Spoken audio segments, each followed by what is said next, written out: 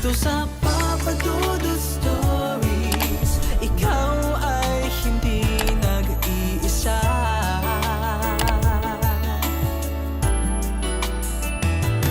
Dito sa Papa Dudut Stories, may nagmamahal sa'yo. Papa Dudut Stories,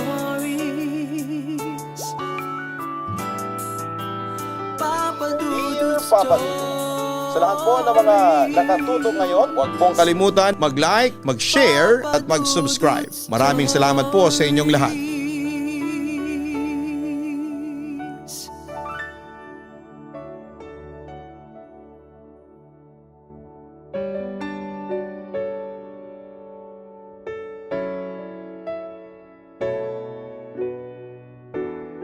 Lahat ng magulang ay nais na mabigyan ng magandang buhay ang kanilang mga anak. Kaya nga ang iba sa kanila ay handang magsakripisyo at magtrabaho sa malayo para maibigay ang pangangailangan ng mga mahal sa buhay. Ayun nga lang ay may mga tao na sadyang marupok at nasisilaw sa kaunting pera na kanilang nakukuha mula sa ibang bansa. Dear Papa Dudut, itago niyo na lamang po ako sa pangalang Carding. 47 years old at nakatira dito sa Nueva Ecija kasama ang dalawang anak ko. Nakilala ko ang nanay ng dalawang anak ko na si Rosario sa isang karinderya na malapit sa pinagtatrabahuhan ko. Naging nobya ko siya, nagsama kami sa isang bahay at hindi nagtagal. Nabigyan kami ng dalawang anak. Ilang taon nang lumipas, nagtrabaho siya sa abroad, Papa Dudut. Maayos ang mga unang buwan niya doon dahil palagi siyang nagpapadala ng sulat sa amin. Nahirapan din ako dahil yon ang unang pagkakataon na napalayo siya sa amin ng mga anak ko. Pero kailangan kong magpakatatag bilang padre di pamilya. Maaga pa lamang ay bumangon na ako buhat sa pagkakahiga sa lumang papag. May ngiti sa labing pinagmamasdan ng dalawa kong anak na mahimbing sa pagkakatulog sa aking tabi. Pagdakay masuyo kong hinaplos ang buhok ng mga ito. Mahal na mahal ko talaga ang mga anak ko at gagawin ko ang lahat para maibigay sa mga ito ang higit na pagkalinga, pag-aaruga at pagmamahal ng isang ama at bilang tumatayong ina na rin sa kanilang dalawang anak.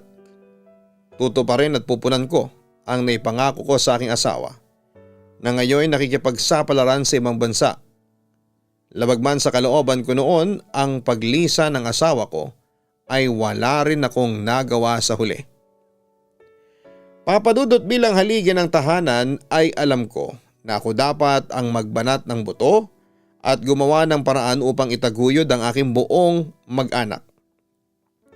Ako dapat ang makipagsapalaran sa iba yung dagat, subalit sanhi ng hindi inaasahang aksidente ay nawalan ako ng kakayahang makapaglakad ng maayos na naging dahilan upang hindi matuloy ang pangingibang bansa ko.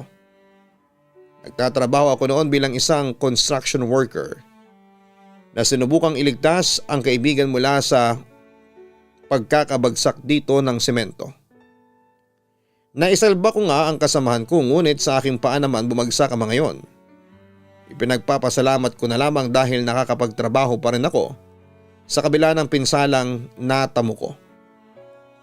Mula nang umalis ang asawa ko para magtrabaho sa abroad ay nasanay na akong gumising ng maaga upang ipaghanda ng almusal at baon ang mga anak ko sa pagpasok nila sa eskwelahan. Halos magkatabi lang din kasi ang ginagawa naming gusali sa pampublikong paaralan na pinapasukan ng dalawang anak ko. Magtatapos na ng grade 6 noon ang aking panganay na si Alexis. At si bunso naman ay nasa ika-4 na baitang. Lumalaki na rin ang aking mga gastusin talaga noon, pero ang tanging pangarap ko lamang ay ang makapagtapos ng pag-aaral ang mga ito upang sa gayon ay hindi matulad sa akin na hindi nakatungtong sa mataas na antas ng edukasyon. Ibig kong guminhawa ang buhay ng mga ito sa hinaharap at hindi maranasan ang anumang paghihirap na tinatamasa ko ng mga oras na yon. Ang sarap naman po ng niluluto mo, Itay. Mula sa bukana ng maliit na kusina ay sumungaw doon si Alexis. Pikit ang mga mata habang hinihimas ang tiyan at sinasamyo ang piniprito kong tuyo. Masarap talaga ito, anak, dahil ito ang paborito ninyo ni Ella. Nakangiting tugon ko. Kung sana'y may kakayahan lamang ako na bumili ng lechon para sa mga ito ay gagawin ko upang hindi magtiyaga sa pritong itlog at tuyo ang aking mga anak sa pang-araw-araw. Ngunit magtitiis muna sila kung ano ang nakahain sa mesa. Magandang umaga po, Itay. Magandang umaga rin sa iyo, kuya. Malapad naman ang ngiting bate ni Ella sa amin ang kuya niya. Mukha na po ba akong Princess Anna, Itay? Ang sabi nito at umikot-ikot upang lalong ipamala sa ama kung gaano kaganda ang pagkakaayos nito ng sariling buhok, katulad ng pagkakatirinta sa buhok ng paboritong Disney princess na napapanood nito sa kapitbahay. Napakaganda naman ng prinsesa ko at sa tingin ko ay walang sinabi ang prinsesang tinutukoy mo, anak. Walang patumpik-tumpik na tugon ko. Ipinagpapasalamat ko at hindi katulad ng ibang mga bata sina Ella at Alexis na kailangang gisingin sa umaga at piliting maligo. Hindi rin kailangang tulungan sa pagsusuot ng uniforme at kung ano-ano pa. Tinuruan kasi ito ng asawa ko kung paano maging independent sa simpleng mga bagay-bagay. Isa pa'y sadyang matalino ang aming mga anak. Itay, baka naman po hindi pag-aaral ang inaatupag ni Ella kundi ang paghahanap ng prinsipe. Biro pa ni Alexis na ikinasimangot ng nakababatang kapatid. Natural lang sa isang prinsesa na magkaroon ng prinsipe, kuya. Pero dahil nga bata pa ako ay isasantabi ko muna yan. Nangako kasi ako kay inay at itay na magtatapos ako ng pag-aaral para maiahon ko kayo sa kahirapan. May paninindigang sagot din ni Ella. Hinila nito ang katabing upuan ng kapatid bago pinaunlakan ang sariling maupo. Ako ang kuya, kaya ako ang mag-aahon sa atin sa kahirapan. Hindi ba, Itay? Sabi ng anak ko na binalingan ako ng tingin. Nagagalak naman ako na nilapag ang ulam sa lamesa bago nagsalita. Mga anak, masaya na kami ng inyong nanay kung masigurado namin na maganda ang inyong pamumuhay sa hinaharap. Hindi naman basihan at batayan ng labis na karangyaan. Ang mahalaga ay buo ang ating pamilya at nasa maayos kayong kalagayan. Wika ko na nakisalo na rin sa almusal. Isa rin sa mga ipinagpapasalamat ko sa Diyos ay pagkakaloob sa akin ng matatalinong mga anak na sa edad 11 at 9 ay hindi mo akalain na makapagsasalita ng ganon, Papa Dudut. Kung sana'y may kakayahan lamang akong makahanap ng magandang trabaho. Pagdakay lumungkot ang mukha ko nang sabihin yon. Itay, wag po tayong mawala ng pag-asa. Nakangiting wika ni Alexis na hinawakan ang palad ko at bahagyang pinisil. Tama ka, anak, may awa ang Diyos. Malalampasan din natin to, sabi ko na bahagyang ginulo ang buhok ng panganay. Ako po ang maglilid ng pasasalamat kay Father bago po tayo kumain, Itay. Suhestyon ni Ella na parehong sinang-ayunan naming dalawa ni Alexis. Masaya naming pinagsaluhan ng munting almusal habang pinag-uusapan ang mga nangyari sa eskwelahan nila. Mga project, assignment, exam, kaklase at kung ano-ano pang mga bagay. Naging bonding na rin namin ang sabay-sabay kami na kumakain sa hapagkainan habang masayang nagkwekwentuhan. Pagkatapos ay mabilis na kaming kumilos para ayusin ang aming mga gamit. Hinatid ko muna ang anak ko sa paaralan bago ako dumiretso sa trabaho. Nagbilin din ako sa panganay na sunduin ang bunsong kapatid pagkatapos ng klase at hintayin na dumating ako kung saan ko sila susunduin. Pagkatapos ko silang ihatid ay dumiretso na ako sa trabaho ko. Ganon ang routine namin sa araw-araw. Mataas ang sikat ng araw noon habang pawisan ang noo ko at buong katawan ko sa pagtatrabaho. Nang magtanghalian ay sabay-sabay kaming kumain ng mga katrabaho ko at pinagsaluhan ng maraming kanin at kaunting ulam na pinagtapong-tapungan namin na bilhin sa malapit na karinderya. Ganon ang ginagawa namin para mas makatipid kami sa mga gastusin. Kagaya ko ay gipit din sila sa pera dahil sa mga kanya-kanyang responsibilidad. Sa katunayan, nagtataka nga sila kung bakit nagtatrabaho pa rin ako sa construction site kahit nasa abroad na ang asawa ko. Sinabi ko naman na ayokong iasang lahat ng gastusin sa misis ko. Kaya pinili ko na magtrabaho pa rin. Nang matapos ang trabaho ko sa buong maghapon, ay dinaanan ko na sa school ang dalawang anak ko. Papadudot gumuhit ang pagkagulat sa mga mata ko nang makita ang ayos ng panganay kong anak na si Alexis. Magulo ang damit nito, may putik at may punit pa. May pasarin ito sa may pisngi niya. Ito ang unang pagkakataon na nakita ko ito kay Alexis na gano'n ang ayos niya. Balita ko po 60-50 na lang ang detergent powder ngayon, itay. Ibawas nyo na lang po sa isang buwang baon ko. Hindi makatingin ang diretsyong saad ni Alexis. Sa panunuring mga tingin ko, ako na rin po ang bahalang maglaban ng uniforme ko, itay. Balita ko rin po ay mabisang pangtanggal ng mancha ang bicarbonate soda. Muling sabi niya pa na iwas pa rin ang mga tingin sa akin. Kuya, wala tayong ganun, sabat pa ni Ella. Ibabad ko na lang po sa loob ng 24 oras para madaling matanggal ang dumi.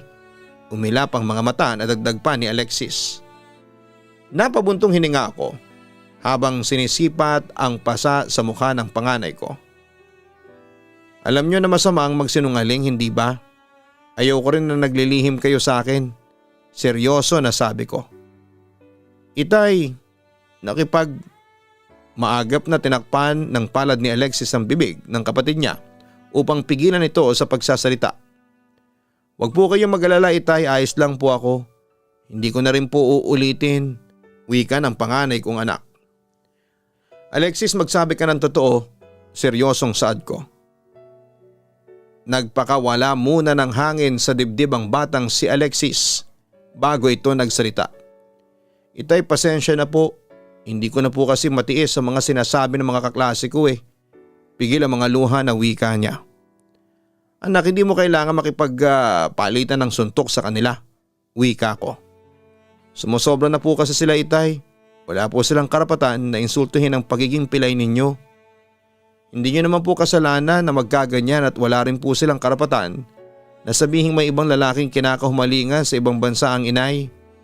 Nangingilid ang mga luha sa magkabilang sulok ng mga mata ni Alexis habang nagsasalaysay sa nangyari sa school nila.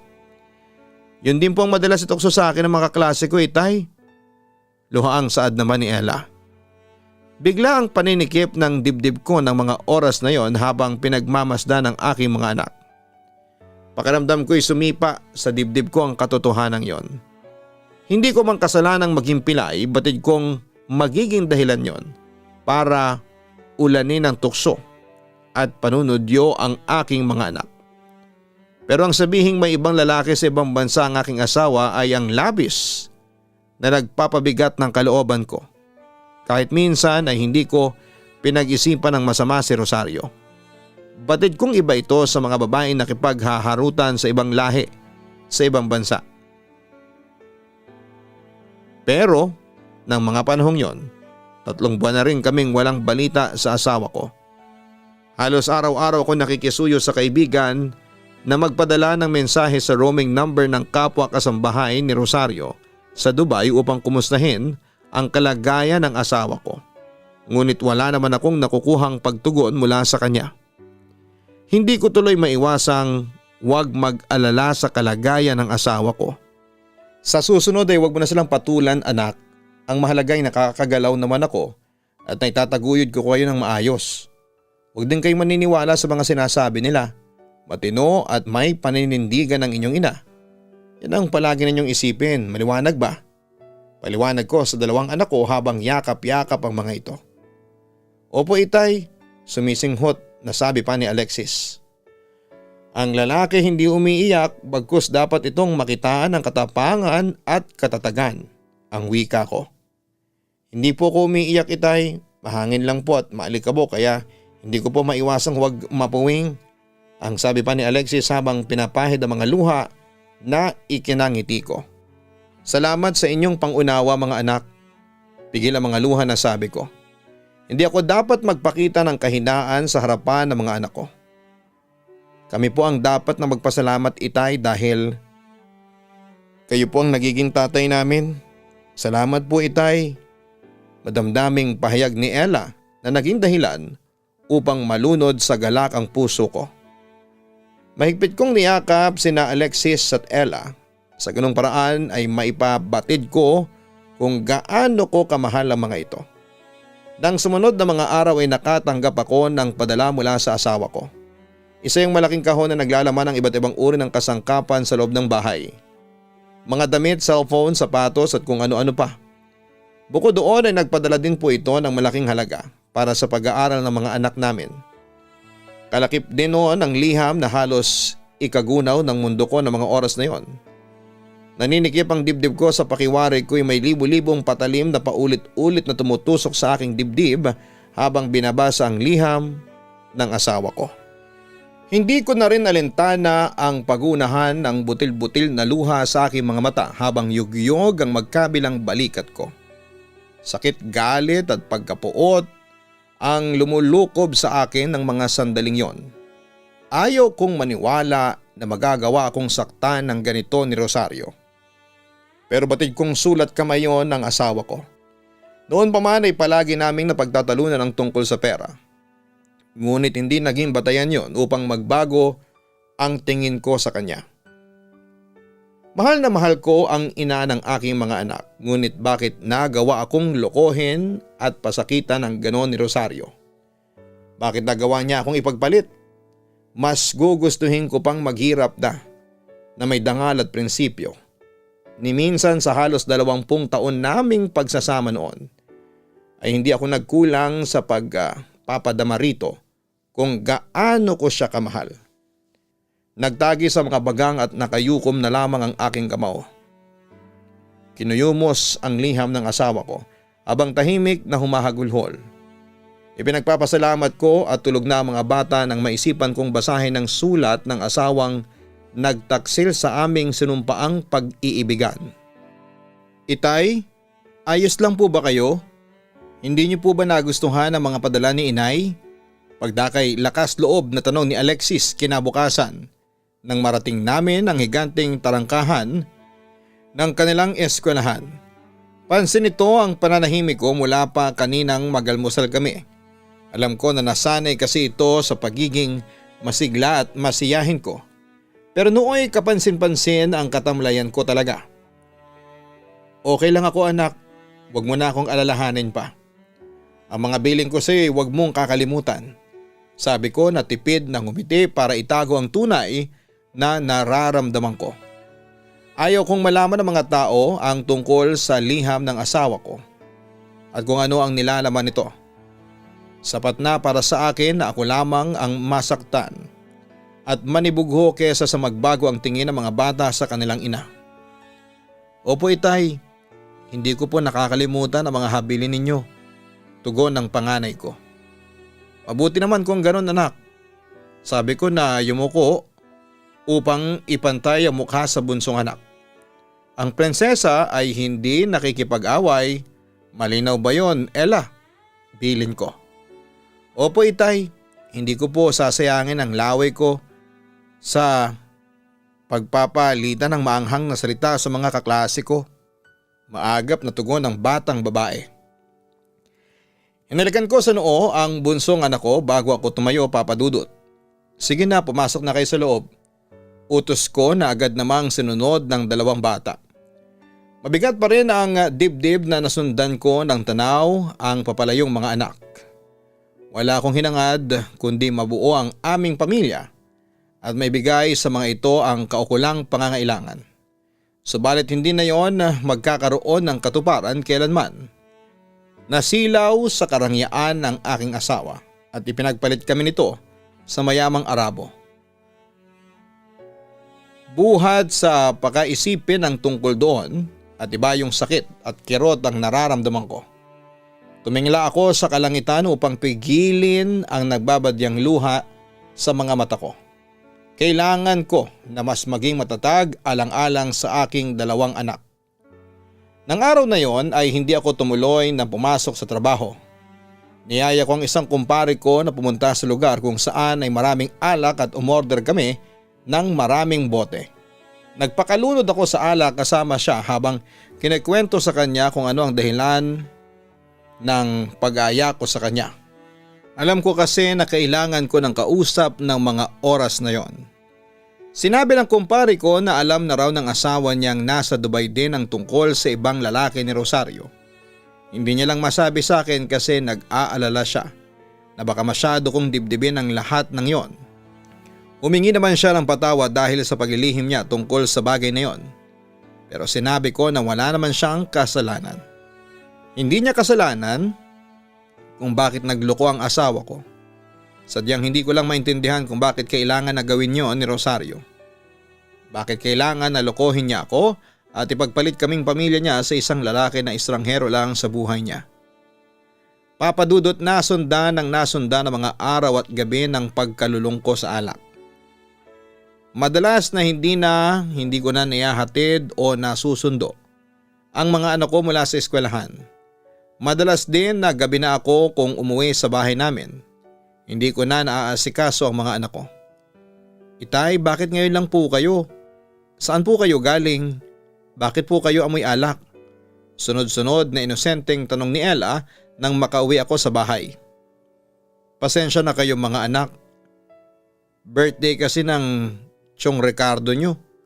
Hindi ko naman mapahindian at baka magtampo. Ipagpatawad nyo rin at hindi ko kayo nasundo sa paaralan. Pagsisinungaling ko. Itay, naparami naman po yatang inom ninyo ah. Si Alexis naman ang mabilis na nakalapit at inalalayan ako na makapasok sa loob ng bahay. Ngayon lang naman to anak, sabi ko na pinipilit na magsalita sa kabila ng tama ng serbesa sa aking katawan. Hindi naman po kayo dating ganyan. Wala na rin ho kayong pinagkaiba sa mga lasenggong tambay sa kanto. Napabayaan nyo na rin po kami ni Ella. Sita ni Alexis sa akin. Matulog ka na Alexis, may pasok ka pa bukas. Pagtataboy ko sa panganay ko. Hanggang kailan kayo magpapakalunod sa paglaklak ng alak itay? Kapag tuluyan na kayong nagkasakit? Tanong pa ni Alexis. Huli na ito anak, wika ko. Huli? Maraming beses nyo nang sinasabi ang salitang yan itay. Pero araw-araw pa rin kayong umiinom. Alam mo bang 3 araw nang may lagnat si Ella? Kung sabagay, paano nyo naman po malalaman? Gayong hating gabi na kayong umuwi. Hindi naman namin kayo makausap sa araw dahil tulog kayo. Wala na kayong oras sa amin ng kapatid ko, dagdag pa ni Alexis. Kung sana'y naririto lamang ang inay, hindi. Hindi na babalik ang nanay ninyo. Putol ko sa naisabihin ni Alexis habang nagpipigil ng luha ko. Wag na wag mong babanggitin ang nanay mo dahil wala na siyang pakialam sa atin. Alam ko na baka sa tono ng pananalita ko ang pait at sakit dulot ng pagtataksil ng asawa ko. Bakit po itay? Dahil ba rito kaya kayo nagkakaganyan? Mula sa likod ay nilabas ni Alexis ang nagusot na papel na ikinanlaki ng mga mata ko. Kailan ka pa natutong makialam ng gamit ko? Galit na bigkas ko na akmang tatayo upang agawin ang papel na yon. Ngunit naging dahilan yon upang mapasubsob ako sa sahig dulot ng labis na kalasingan. Dahil po ba rito itay kaya kayo nagkakaganyan? Pag-ulit niya pa na itinaas ang gusot-gusot na papel. Iniwan man tayo ni inay, hindi yon sapat na batayan para magkaganyan kayo. At makalimutan niyo kami. Hilam sa luhang pahayag ng panganay kong anak. Itay, nandito naman po kami ni Ella. Nakikita nyo, nahahawakan, nayayakap at karamay nyo po kami sa lahat ng oras. Maging sa hirap man o ginhawa. Muling saad pa ni Alexis. Itay, hindi po namin kayo iiwan ni kuya. Dito lang po kami lagi sa tabi ninyo. Sana po ay tumigil na kayo sa pag-inom ng alak. Umahagulhol na pakiusap ni Ella mula sa kabilang panig ng maliit naming sala. Tila itinulos naman ako sa kinakatuyuan ko. Sa tinurang yon ng aking mga anak. Naging bulag ako at pabayang ama buhat ng matanggap ko ang liham ng asawa ko. Masyado kong nasaktan sa pagtataksil nito sa akin na naging dahilan upang mapabayaan ko ultimo ang dalawang anak ko. Nilulung ko ang sarili ko sa alak sa pag-aakalang mawawala at makakalimutan ko ang pait at sakit sa panlulokong inukit ni Rosario sa aking puso. Subalit nagkamali ako, Papa Dudut. Napakalaking pagkakamali ang nagawa ko sa kanila. Hindi ang alak ang kasagutan sa anumang nararamdaman kong sakit ng mga oras na yon. Bagkos ay naging dahilan yon upang mapabayaan ultimo ang dalawang nagmamahal sa akin na mga anak ko. Patawarin niyo ako mga anak, patawad. Napahagulhol na wika ko. Tuluyan ko nang pinakawalan ng hapding dinadala ko ng mga oras na yon. Inayaan kong magmalabis ang mga luha sa magkabilang mga mata ko. Pinagsisihan ko ang pagiging hangal at duwag sa pagtanggap sa katotohanan na yon. Itay, halos magkapanabay na tawag ng magkapatid sa akin. Dinaluhan at niyakap nila ako ng mahigpit habang pareho silang umiiyak. Nais nilang ipabatid sa akin na hindi nila ako iiwan anuman ang mangyari. Mahal na mahal po namin kayo, Itay. Hilam sa luhang wika ni Alexis. Mahal na mahal ko rin kayo mga anak ko. Puno ng pagsisising sabi ko. Ipinangako ko sa sarili ko na hinding-hindi na ako iinom ng alak.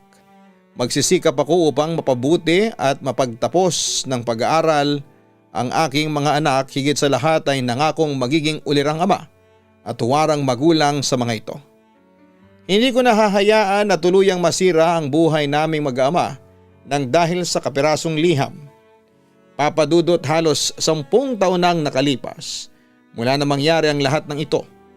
Malapit nang magtapos ng kolehiyo si Alexis pero nakakatulong na siya sa akin sa mga gastusin dahil sa part-time job niya. Ayoko nga sana siyang payagan na magtrabaho habang nag-aaral kaya lang ay naging mapilit siya. Ako naman ay nagtatrabaho na bilang foreman sa construction site. Mas malaki na ang kinikita kong pera ngayon kumpara sa noon. Masaya kahit papaano kasi higit na muli pang nagparamdam o nagpakita ang dati kong asawa na si Rosario. Kasama ko naman ang dalawang anak ko. Tuluyan ko na lang na kinalimutan ang babaeng sobrang minahal ko dahil nalaman ko na nagpakasal na sila ng kanyang asawa doon sa Dubai. At may 3 na rin silang mga anak. Sana lang sa oras na mapagbigyan niya ng pagkakataon ng sarili niya na makita ang dalawang anak namin ay magawa siyang patawarin ng mga anak ko. Dito ko na rin po tatapusin ang sulat ko at naway nakapag-iwan po ito ng aral sa mga nakikinig ngayon. Lubos na gumagalang, Karding. Maraming salamat, Karding, sa pagsulat mo dito sa aking YouTube channel. Gusto ko lang pong ipaalam sa lahat ng mga listeners natin na may isa pa kaming channel. Yung pong Kaistorya YouTube channel. So meron pong link dyan sa aming pinakang homepage dito sa channel na ito at makikita nyo po dun yung Kaistorya YouTube channel at ganoon din po ang Papa Dudut Family YouTube channel. Sana po ay mag-subscribe din po kayo at makinig din sa Kaistorya at sa Papa Dudut Family YouTube channel. Sa totoo lang ay nakakalungkot pakinggan ang kwento ng ating sender dahil sa mga pinagdaanan niya sa buhay at kasama ng kanyang mga anak. Pero naniniwala ako na nakapag-iwan ito ng malaking aral sa ating mga kaistorya na nakikinig sa ngayon na anuman ang pagsubok na dumating sa ating buhay, manatili tayong matatag lalo na para sa mga taong nagmamahal sa atin.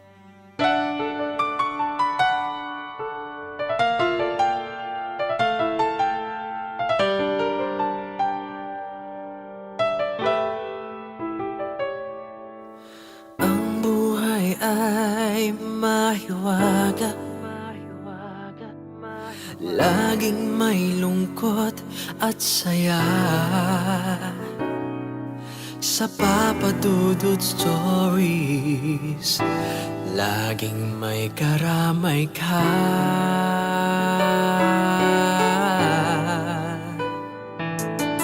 Mga problemang kay bigat, dito ay pakikinggan ka. Sa Papa Dudut Stories, kami ay iyong kasama. Dito sa Papa Dudut Stories, ikaw ay hindi nag-iisa.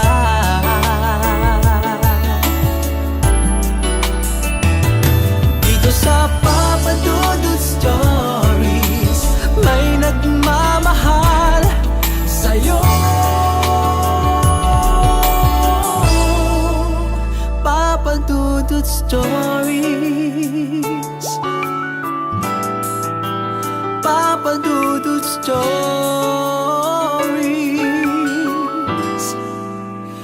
Papa Dudut Stories. Hello mga ka-online, ako po ang inyong si Papa Dudut. Huwag kalimutan na mag-like, mag-share at mag-subscribe. Pindutin ang notification bell para mas maraming video ang mapanood ninyo. Maraming salamat po sa inyong walang sawang pagtitiwala.